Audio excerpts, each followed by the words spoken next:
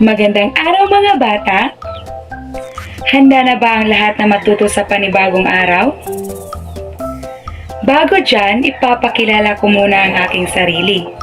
Ako nga pala si Binibining Alaysa Norenseran at maaari niyo kong tawaging Binibining Alay. Handa na ba ang lahat na matuto? Pwes, halina't samahan niyo ko. Diyan, manalangin muna tayo. Sa ngalan ng Ama, ng Anak, ng Espiritu Santo. Amen. Panginoon, salamat sa araw na ito.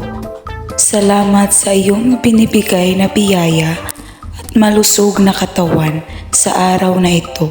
Salamat dahil nandito ka gumagabay palagi sa amin at naway lahat ng tao ay nakakakain sa araw-araw. Sa ngalan ng Diyos. Amen. Sa ngalan ng Ama, ng Anak, ng Espiritu Santo. Amen. At dahil tapos na tayo sa ating panalangin, nadako naman tayo sa ating ehersisyo bago tayo pupunta sa ating aralin ngayong araw. Sino gusto ditong sumayaw at kumanta? Itaas lamang ang inyong mga kamay. Pwes, kayong lahat ay gustong sumayaw at kumanta, maipapakita lang si Binibining Alay na video presentasyon na maaari ninyong sundin din. Naintindihan ba mga bata? At dahil naintindihan ito, ipapakita na ni Binibining Alay.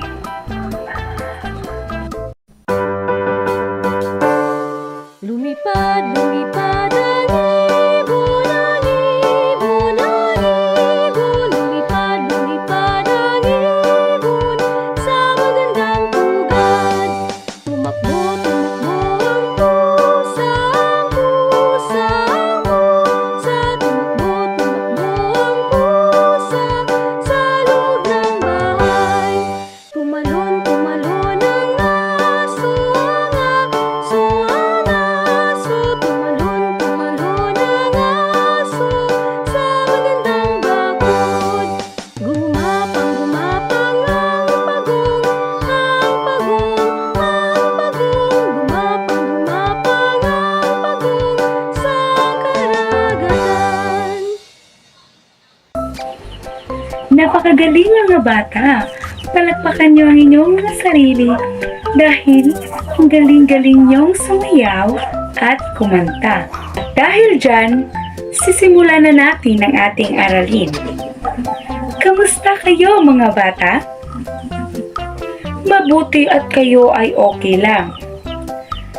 At bago tayo dadako sa ating aralin, sino sa inyo ang makapagbibigay kung ano ang ating tinalakay noong unang araw? Tama, ito ay ang alamat. Sino naman sa inyo ang makapagbibigay ng halimbawa ng alamat?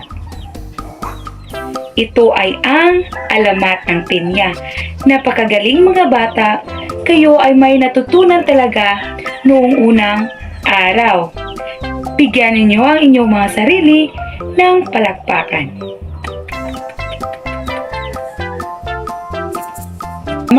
Pupunta naman tayo sa ating panlinang na gawain para mas may ideya kayo kung ano talaga ang ating tatalakayin ngayong araw. Maliwanag? Ito ay ang buuin mo larawan ito. May ibigay akong mga litrato kagaya nito, nito, at nito. Ang gagawin niyo lang ay buuin niyo ang mga litratong ipinapakita ko. At pagkatapos ninyong buuhin ang mga litrato, ibibigay niyo kung ano ang tunog mayroon ang hayop na iyan. Maliwanag mga bata?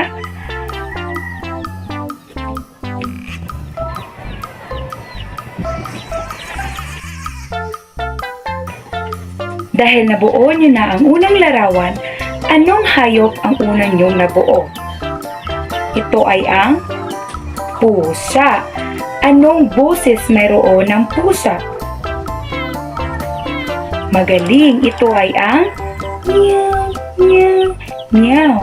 Napakahusay mga bata at alam nyo kung ano ang boses, mayroon ang pusa. Ang litrato naman. Sa ikalawang larawan naman ay ang aso. Anong tunog mayroon ang aso? Ito ay ang magaling, mga bata.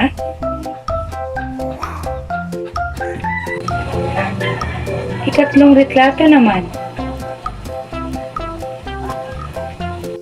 At ang panghuling litrato naman ay ang biik. Ano nga ang tunog ng biik? Tama, napakagaling mga bata. Wakas, nabuo nyo na ang mga litratong ibinibigay ko sa inyo at alam nyo na kung ano ang mga tunog mayroon ang mga hayop na iyon. Maaari nyo bang palakpakan ang inyong mga sarili?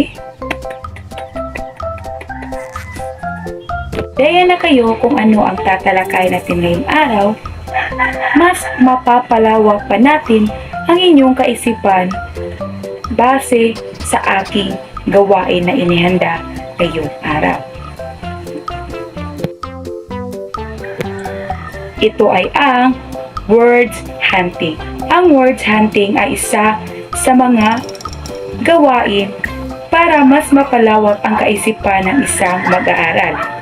Ang words hunting ay nangangahulugang nagpapakita ng mga letra na iba-iba upang hanapin ang mga letrang magkasing kahulugan base sa ibinibigay kong mga salita o pahayag na makikita sa pisara. Ang karakter ay may magkasing kahulugan na ano? Ito ay ang tama, ito ay ang tauhan. Susunod naman ay ang puok. Anong magkasing kahulugan mayroon ang puok? Tama, ito ay ang tagpuan. Magaling mga bata. Ay ang pangyayari. Anong magkasing kahulugan mayroon ang pangyayari? Ito ay ang tama, napakagaling. Ito ay ang banghay. Palakpakan ninyo ang inyong mga sarili, mga bata. Pang-apat naman, anong magkasing kahulugan mayroon ang leksyon? Napakagaling mga bata, ito ay ang aral. Pagkahusay mga bata at alam nyo ang mga magkasing kahulugan ng mga elemento ng pabula. Tayo ngayong araw ay tungkol sa pabula. Ano kaya ang pabula? So bago dyan, babasahin muna natin ang kwento ng ang tipaklong at ang langgam. Dahil lang ni Binibining Alay ang kwento at kayo ay makikinig lamang. Naintindihan mga bata? Magaling at iyong maintindihan. Si Langgam at si Tipaklong. Isang araw ng tag-init habang ang lahat ng mga insekto at hayop sa bukid tulad ng paru-paro, ibon, suso at bubuyog sa bukid ay masayang nagliliparan, nagtatalunan at naglalaro. Isang batang langgam ang abalang-abala sa paghahakot ng kanilang pagkain. Napansin at nilapitan siya ni Tipaklong. Kasunod ang tanong na wari ba'y mga salita ng pagkainggit. Sabi ni Tipaklong, "Hoy, kaibigang langgam, bakit hindi ka naglalaro gaya ng karamihan? Masayang masaya ang lahat sa paglalaro." Napangiti lamang si Langgam at sinabing, "Iba na kasi ang panahon ngayon. Biglaan na lamang bumubuhos ang malakas na ulan, kaya nais ko nang samantalahin ang pagkakataon na maganda ang panahon upang makapag-ipon ng pagkain at maayos ang tirahan." "Ganun ba?" tugon naman ni Tipaklong. "Siya, ikaw ang bahala. Ikaw ikaw na rin ang nagsabing minsan iinit, minsan uulan, kaya minsan lang din tayong makapagsasaya. Sige, maraming salamat sa iyong imbestasyon, kaibigang Tipaklong. Ako muna ay magpapatuloy sa pag-iipon at pag-aayos, sabi ni Langgam. Kinahapunan, unti-unting pumatak ang malalaking patak ng ulan. Habang ang langit ay patuloy na pagdidilim, sunod-sunod naman ang malakas na dundagugdong ng kulog at matatalim na kidlat. Agad na lumaki ang tubig at parang maamong tupang nagsipakyuan ang mga halaman, dahon at sanga ng mga puno sa lakas ng ulan. Walang masilungan ang mga ibon at iba pang mga insekto, kabilang na si Tipaklong. Naisip nitong kumatok sa pintuan ng bahay ng kaibigang si Langgam. Sa kabutihang loob, walang pag-aatubiling pinapasok ni Langgam si Tipaklong sa kanyang tahanan. Binigyan niya ito ng pagkain at pinagpunasan ng kanyang basang-basang katawan. Habang kumakain, napag-usapan ng magkaibigan ang naging kahandaan ni Langgam at ang pagkakamali o pagkukulong ni Tipaklong. Napakagandang kwento naman ang ating binasa ngayong araw. Sino-sino nga ulit ang mga tauhan sa kwentong ating binasa? Tama, si Tipaklong at si Langgam. Ano nga ulit ang ginawa ng mga ibon at insekto sa bukid? Tama, sila ay nagsisihan at nagliliparan sa bukid. Bakit hindi nakikipaglaro si Langgam sa iba pang mga insekto? Tama, dahil siya ay nag-iimbak ng mga pagkain sa tag-init upang hindi na siya magpoproblema kung may darating na ulan o bagyo. Ano naman ang naisipawatig ng kwento sa pabula? Ito ay ang mag-imbak ng pagkain sa tag-init para hindi magproblema sa darating na tag-ulan. Napakagaling mo mga bata. At sino naman sa inyo ang kagaya ni Langgam? Wow! Napakarami sa inyo ang kagaya ni Langgam. Kang Tipaklong naman. Wala ba?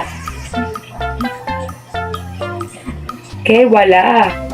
So, ano ang inyong pagkakatulad ni Langgam? Ito ay ang maging masipag, maging matulungin at maging maunawain. Napakagaling mga bata, bigyan ninyo ang inyong mga sarili ng palakpakan. So, sa araw na ito, ang intakayin ako sa bula. Ano nga ang bula? Ang pabula ay isang uri ng panitikan na ang gumaganap sa kwento ay ang mga hayop. May 4 na elemento ang pabula. Una ay ang tauhan. Ang tauhan ay siyang gumaganap sa kwento. Ang ikalawa naman, ito ay ang tagpuan. Ito ay ang oras, lugar sa pangyayari sa kwento. Ang pangatlo naman ay ang bangay. Ito ay ang kabuuan sa kwento. At ang panghuli naman ay ang aral. Ito ay ang makukuha o mapupulot sa kwentong binasa. Ano nga ulit ang 4 na elemento ng pabula? Una, tauhan. Ikalawa, tagpuan. Ikatlo, banghay. At ang panghuli ay ang aral. Napakahusay mga bata. Palakpakan ninyo ang inyong mga sarili. Base sa binasa nating kwento kanina, ano nga ulit ang aral o leksyon na ating mapupulot sa pabulang binasa kanina? Ito ay ang maging masipag, maging matulungin, at maging maunawain sa kapwa. Magaling mga bata, kayo ay may natutunan talaga sa araw na ito. Kapatid kong kayo ay may natutunan ngayong araw. May ipapakita ako mga larawan kagaya nito, nito, at nito. Ang gagawin nyo lang ay obserbahan ninyo ang mga larawan at magbibigay ako ng mga katanungan. Base sa larawan ng aking pinapakita, bakit malaga ang maging mabuti sa kapwa? Tama, upang tayo ay magkaisa at magkaunawaan. Sino sa inyo ang nakakaranas na tumulong sa kapwa kagaya ng nasa larawan aking pinapakita? Napakabuti naman ng aking mga mag-aaral. Tiyak na kayo ay ipinapalaki ng mga magulang nyo na mabuti at masipag. Sa ating pagtataya ngayong araw, maghanda lang kayo ng pangkalahatang papel, isulat at isaayos ang pagkasunod-sunod ng pangyayari sa kwentong Silanggam at Sitipaklo. Isulat nyo lang ang bilang 1 hanggang 6 base sa pagkasunod-sunod sa kwento. Kung tayo magtatapos sa ating aralin ngayong araw, mainihanda muna akong takdang aralin para sa inyo. Ang gagawin nyo lang ay gumuhit kayo ng inyong alagang hayop. Kung wala kayong alagang hayop, pwede nyo lang iguhit ang paborito ninyong hayop. Isulat nyo lang ito sa malinis na puting papel. Sa ibaba ng parte ng papel, isulat nyo lang kung bakit yan ang hayop ang napili nyo. Isulat nyo lang kung anong ugali mayroon ang hayop na iyan. Naintindihan mga bata? Mabuti at ito ay naintindihan nyo. Bago ko tatapusin ang ating talakayin ngayong araw, ano nga ulit ang ating tinalakay ngayong araw? Tama, ito ay ang pabula. Ano ang 4 na elemento ng pabula? Una, tauhan, tagpuan, banghay, at aral. Magaling mga bata, naway kayo ay may natutunan ngayong araw. At dito nagtatapos ang ating talakayin ngayong araw. Salamat sa pakikinig mga bata, naway kayo ay may natutunan ngayong araw. Hanggang sa muli mga bata, paalam!